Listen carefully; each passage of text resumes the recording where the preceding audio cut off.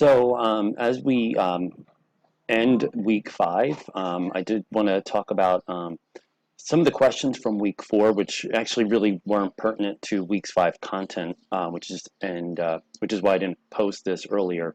And I wanted to be able to include some information on here just as a wrap up.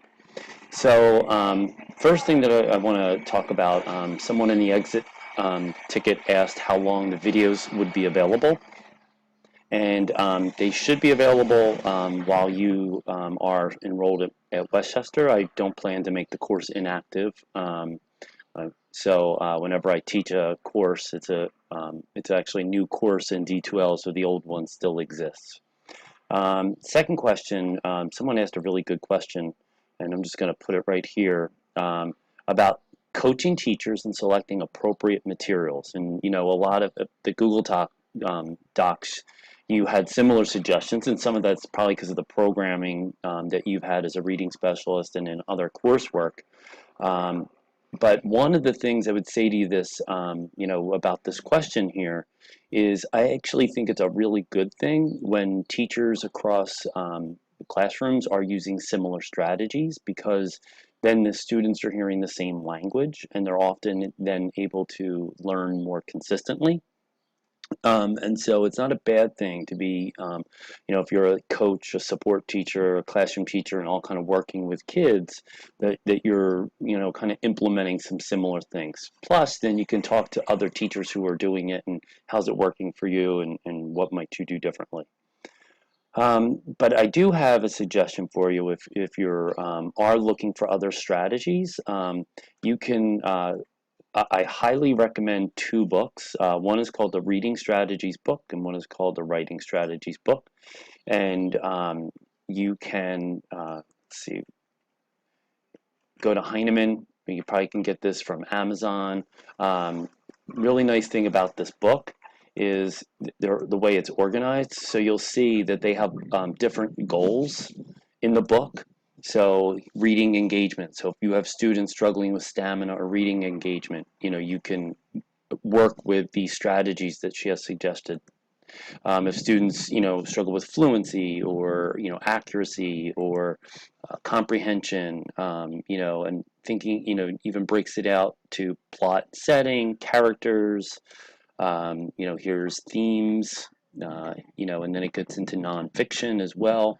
It's a really excellent resource. I have purchased my own, and I actually did buy the Writing Strategies book as well. And when you look at the content of this, here's getting our young writers to compose with pictures. You can see developing focus, theme, ideas, organization, structure, word choice, style.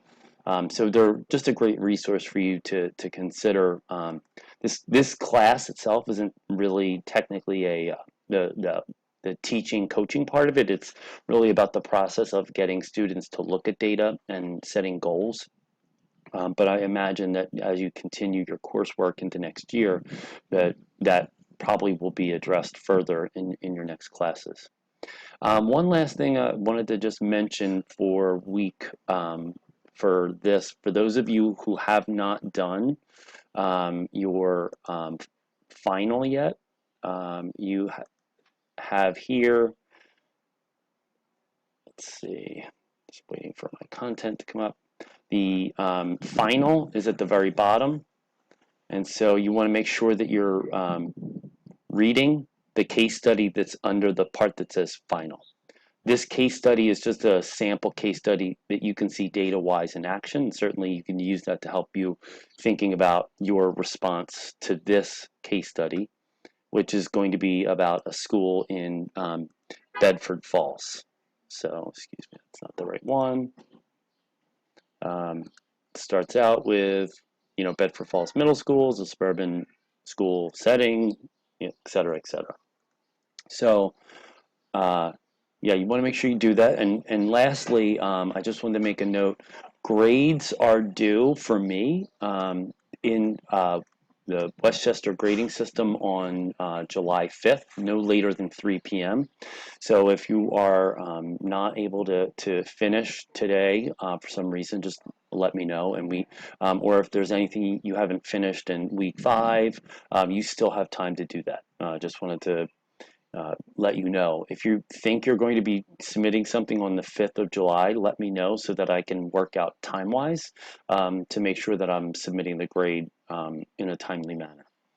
So that being said, hopefully you had a good experience based on the feedback that I've been reading and all the exit tickets. Everyone's learning a lot, which is a good thing. One of the things I always say to my students, when you've been a student of mine, I'm a lifelong supporter. So if there's anything you need moving forward professionally, please don't hesitate to shoot me an email. I think you have my Gmail as well as my Westchester email as well.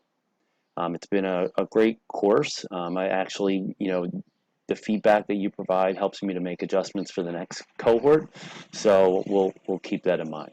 And with that note, have a great summer. Enjoy it. Relax. I'm actually getting ready to head out to the beach as I finish this recording.